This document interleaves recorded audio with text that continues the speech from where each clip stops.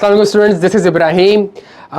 Last class में हमने देखा कि यार ये ऑडिट रिस्क होता क्या है, ठीक है, किस तरीके से इस ऑडिट रिस्क को आइडेंटिफाई करते हैं। अच्छा, आज की क्लास का हमारा ऑब्जेक्टिव क्या है बच्चों? आज की क्लास का हमारा ऑब्जेक्टिव है कि हमारे पास जो ये 5 एलिमेंट्स थे ऑडिट के, इसमें एक एलिमेंट था सफिशिएंट एप्रोप्रिएट ऑडिट एविडेंस। आज की क्लास में हम इंशाल्लाह इसके ओवरव्यू को और इसके कॉन्सेप्चुअल फ्रेमवर्क को समझने की कोशिश करेंगे और थोड़ी बहुत लिंकिंग भी करेंगे और ड्राफ्टिंग भी करेंगे, ठीक है।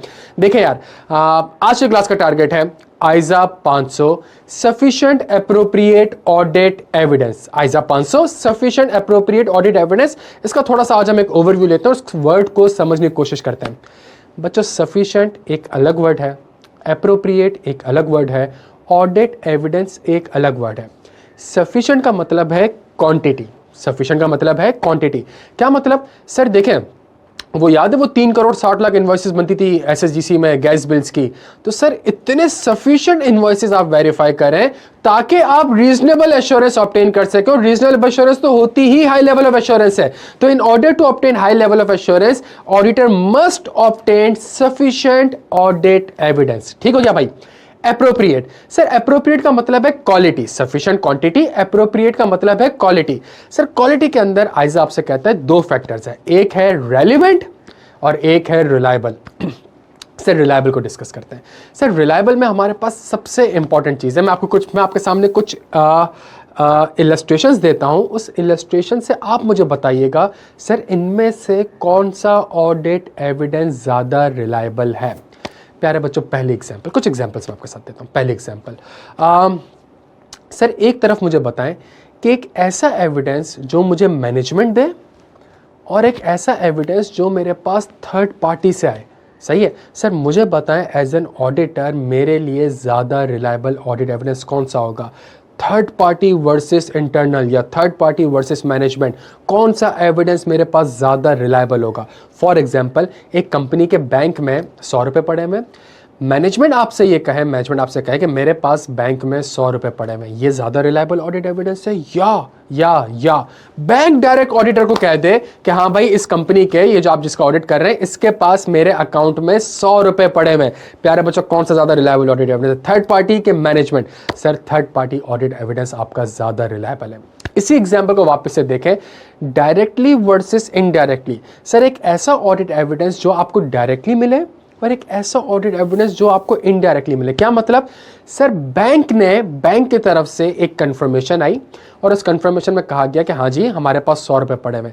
सर ये कंफर्मेशन या तो ऑडिटर के पास डायरेक्टली आ जाए, ये ज़्यादा रिलायबल है, या ये कंफर्मेशन मैनेजमेंट के होते हुए, बैंक पहले मैनेजमेंट को दे, मैनेजमेंट फिर ऑडिटर को दो। याद आ रहा है, मैनेजमेंट तो फ्रॉडी होती थी प्यारे बच्चों। तो बच्चों कौन सा रिलायबल होगा? वो एविडेंस जो आपको डायरेक्टली मिलता है। सर तीसरी चीज़ मोस्ट इंपॉर्टेंट, रिटर्न फॉर्म या ओरिजिनल। एक कंपनी ने 100 रुपये का रेवेन्यू रिकॉर्ड किया हुआ है, आपने उससे बोला कि यार 100 रुपये का जो रेवेन्यू है, इसकी इन्वॉइसेस और गुड्स डिलीवरी नोट क्या ये बनी है, क्या आपने बनाई है, क्या गुड्स डिलीवर्ड हुए हैं? मैनेजमेंट कहती है हाँ, गुड्स डिलीवर्ड हुए हैं, ओरल। हाँ अच्छा। और दूसरी तरफ आप कहते हो ठीक है, मुझे गुड्स डिलीवरी नोट दिखाओ, मुझे इनवॉइस दिखाओ, कस्टमर से पैसा आया कि नहीं आया वो दिखाओ, कंफर्मेशंस दिखाओ। ये एक ऑडिट एविडेंस है। प्यारे बच्चों, कौन सा ज़्यादा रिलायबल है? वो ऑडिट एविडेंस जो कि रिटन फॉर्म में अवेलेबल है या फिर वो एविडेंस जो कि ओरल फॉर्म में अवेलेबल है? वर्बल या written? Sir written audit evidence ज़्यादा रिलायबल है। इसी तरीके से आखिरी सबसे इंपॉर्टेंट चीज़, एक एविडेंस जो कि आपको ओरिजिनल फॉर्म में मिल रहा है, यही गुड्स डिलीवरी नोट, यही सेल्स इनवॉइस, यही कंफर्मेशंस एक ओरिजिनल फॉर्म में है और एक फोटोकॉपी फॉर्म में है। प्यारे बच्चों, कौन सा ज़्यादा रिलायबल होगा? सर वो एविडेंस ज़्यादा रिलायबल होंगे जो कि आपके पास ओरिजिनल फॉर्म में अवेलेबल है। तो रिलायबल का एक एरिया, appropriate का एक area reliable, and the audit evidence is reliable when it is obtained from third party, directly, written form and in original form. तो ये कुछ कैरेक्टरिस्टिक्स है रिलायबल ऑडिट एविडेंस की। ठीक है सर, अगला वर्ड आ रहा है हमारे पास ऑडिट एविडेंस का। सर ऑडिट एविडेंस जब आपने ऑब्टेन करना है तो कुछ हरकत करनी होगी, ऑडिटर ने कुछ हरकत करनी होगी। सर कौन सी हरकत है? इसका मतलब है सर ऑडिटर ने कुछ ऑडिट प्रोसीजर्स परफॉर्म करने होंगे, कुछ प्रोसीजर परफॉर्म करने होंगे in order to obtain audit evidence. Sir वो प्रोसीजर्स क्या है? सर वो पहला प्रोसीजर है इंक्वायरी। एज एन ऑडिटर मैं चाहूँ तो मैं इंक्वायरी कर सकता हूँ। फॉर एग्जाम्पल मैं एक कंपनी को ऑडिट कर रहा था बच्चों, और मैं उनके लीगल काउंसिल के पास गया जो कि सारे लीगल मैटर्स देखता था, और मैंने ऐसे उसका चाय वाय पी और मैंने कहा सर कोई कंटिजेंसी चल रही है, कोई लीगल केस चल रहा है कंपनी के खिलाफ, कोई किसी कस्टमर ने या किसी सप्लायर ने या किसी रेगुलेटर ने आपके खिलाफ कोई केस तो फाइल नहीं कर दिया सर, ऐसी कोई कंटिजेंसी का आपको आइडिया है?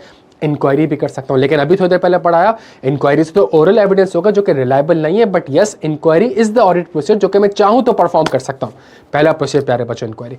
दूसरा प्रोसीजर, मैं जब जूनियर से मैं सीनियर हुआ करता था आज से कोई 14 साल पहले, तो फिक्स एसेट और डेप्रिसिएशन एक्सपेंस इसके ऊपर हम काम करते थे। तो अगला जो मेरा प्रोसीजर था वो रिकैलकुलेशन था। क्या मतलब रिकैलकुलेशन का सर?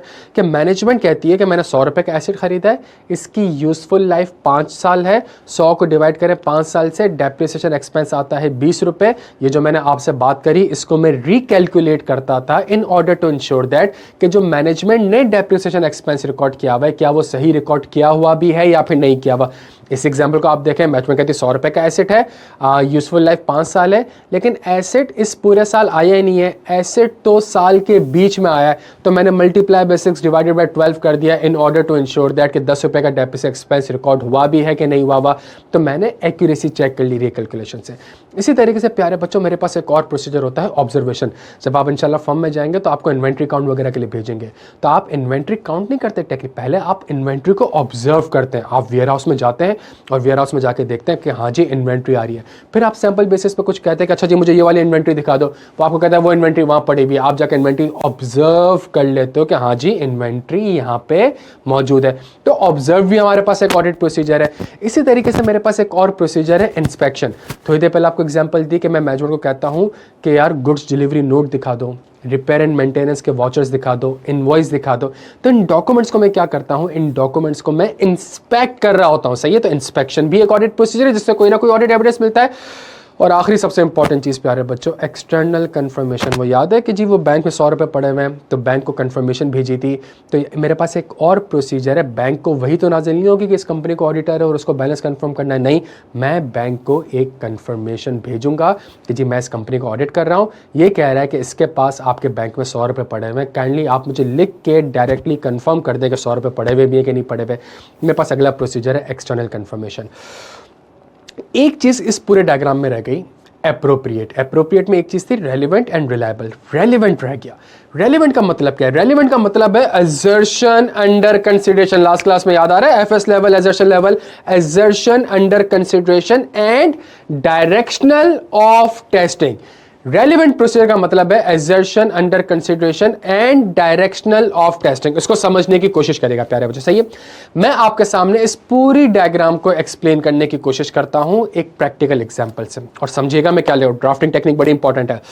सर आ जाए, इन्वेंट्री का ऑडिट करते हैं। सर लास्ट क्लास में याद है इन्वेंट्री के ऊपर रिस्क आइडेंटिफाई कर रहे थे। सर आज परफॉर्मेंस फेज का ओवरव्यू लेते हैं और परफॉर्मेंस फेज में इन्वेंट्री के ऊपर कुछ ऑडिट प्रोसीजर परफॉर्म करने की जरूरत करते हैं।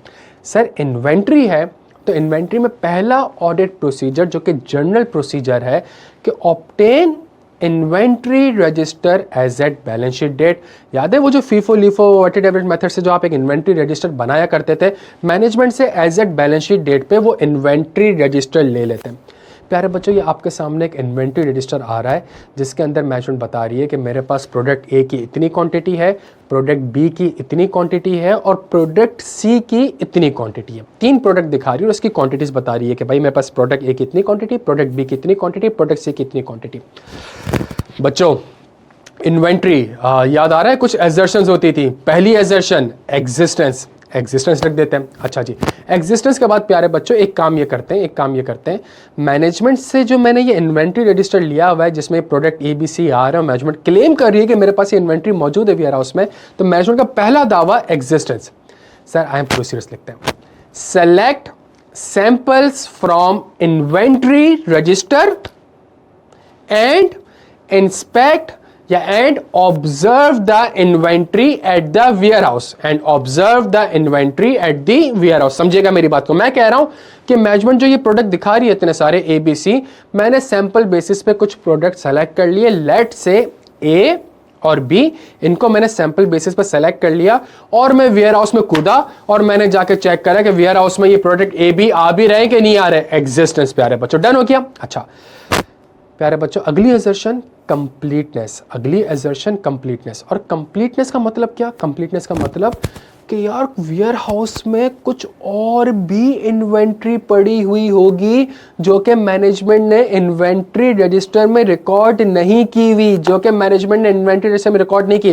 थोड़ा और आसान अल्फाज में बोलूं, इसका मतलब प्रोडक्ट डी भी मौजूद है। प्रोडक्ट, मेरा रिस्क है कि प्रोडक्ट डी भी वेयर हाउस में कहीं पड़ा हुआ होगा, लेकिन मैनेजमेंट ये दावा कर रही है कि मेरे पास प्रोडक्ट डी इन्वेंट्री में नहीं आ रही, लेकिन देयर इज अ रिस्क कि प्रोडक्ट डी भी कहीं वेयर हाउस में छुपा हुआ होगा, कहीं वेयर हाउस में पड़ा हुआ होगा। सही है प्यारे बच्चों।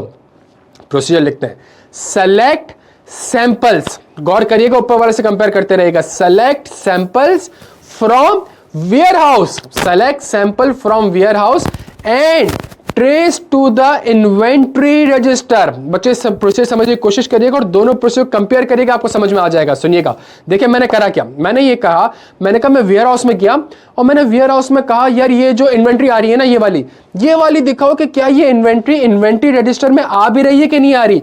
अगर तो इन्वेंट्री रजिस्टर में वो इन्वेंट्री आ रही है, इसका मतलब इन्वेंट्री कंप्लीट है। लेकिन ऐसे ही अगर मैं हाथ पांव चलाते रहूं और मेरे पास एक इन्वेंट्री हाथ में लगी और वो प्रोडक्ट डी है और मैं उसको जाके बोलूं कि भाई तो प्रोडक्ट डी है, ये आपके वेयर हाउस में पड़ी हुई है, आज 31 दिसंबर को ये आपके वेयर हाउस में पड़ी हुई है, लेकिन ये आपके इन्वेंट्री रजिस्टर में नहीं आ रही, इसका मतलब है आपकी इन्वेंट्री रजिस्टर कंप्लीट नहीं है। प्यारे बच्चों मतलब क्या, जहां आपकी assertion अंडर कंसिडरेशन एग्जिस्टेंस थी, तो डायरेक्शनल ऑफ टेस्टिंग, सैंपल जो आपने सेलेक्ट करे वो इन्वेंट्री रजिस्टर से करे, और जहां आपकी assertion अंडर कंसिडरेशन कंप्लीटनेस हो गई तो वहां डायरेक्शनल ऑफ टेस्टिंग आपकी वेयर हाउस से हुई। आपने वेयर हाउस से जाके सैंपल सेलेक्ट करे और उनको जाके ट्रेस करा आपने इन्वेंट्री रजिस्टर में। क्या यहां तक बात समझ आती है प्यारे बच्चों? तो ये बड़ा इंपॉर्टेंट है। अच्छा, इस पूरी चीज को समझने की कोशिश करेगा, पूरी चीज को समझने की कोशिश करेगा। ये जो प्रोसीजर्स मैंने आपके सामने लिखे, मैं अगेन आपसे कह रहा हूं ये ओवरव्यू ले रहे हैं। सही, हम डिटेल में सब्सटेंटिव नहीं पढ़ रहे, हम डिटेल में ऑडिट नहीं पढ़ रहे, पूरे ऑडिट का ओवरव्यू ले रहे हैं, कॉन्सेप्चुअल फ्रेमवर्क को समझने की कोशिश कर रहे हैं। सुनिएगा, एग्जिस्टेंस के प्रोसीजर को देखें। सेलेक्ट सैंपल किस चीज की अलामत है? ऊपर लिंक करें सफिशिएंट से। सही है, select samples from inventory register. From inventory register किस चीज की अलामत है? डायरेक्शनल ऑफ टेस्टिंग के। क्या आपने सैंपल सेलेक्ट कहां से करे? आपकी डायरेक्शनल ऑफ टेस्टिंग क्या है? टेस्टिंग कर कहां पे रहे आप इन्वेंट्री रजिस्टर में टेस्टिंग कर रहे हैं, तो ये चीज आपकी कहलाएगी डायरेक्शन ऑफ टेस्टिंग।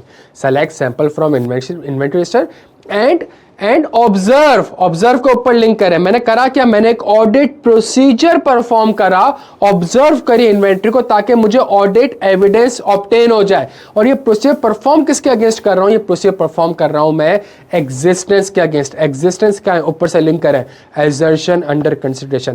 प्यारे बच्चों, जो 7 से 8 वर्ड्स आपको दिख रहे हैं, ये सफिशिएंट एप्रोप्रिएट ऑडिट एविडेंस है।